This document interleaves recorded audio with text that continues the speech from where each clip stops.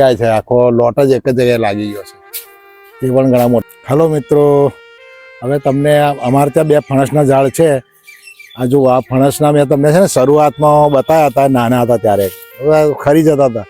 હવે જે જવી ગયા છે, મોટા થઈ ગયા છે, તો અત્યારે તો હવે એની સાઈઝ આવી થઈ ગઈ છે. જો આ છે, આ મારા ફેસને તમને હાથ બતાવું, આટલી મોટી સાઈઝ થઈ ગઈ છે અત્યારે. જો આ ડબલમાં છે મિત્રો. આ હજુ તો નાના છે. આ એક એક ફણસ જ્યારે પુખ્તા હોય, મોટું એકદમ થશે ને ત્યારે 10 થી 12 કિલો વજનનું થશે, ઓછામાં ઓછું 8 થી 12. કોઈક નાનું રહી જાય, કોઈ મોટું રહી જાય. પરંતુ એવા 21 છે, એટલે એ રીતે લગભગ વજન ગણીએ તો ઘણું બધા એ નીકળશે ફણસો. પણ હજુ સાઈઝ નાની છે. અત્યારે શાક બનાવો તો થાય એવી સાઈઝ થઈ રહી છે. જો મિત્રો, આ છે ને બીજું ઝાડ, જોડે જોડે જ બંને ઝાડ છે. જો અહીંયા પણ બહુ સારા એવા લાગ્યા છે.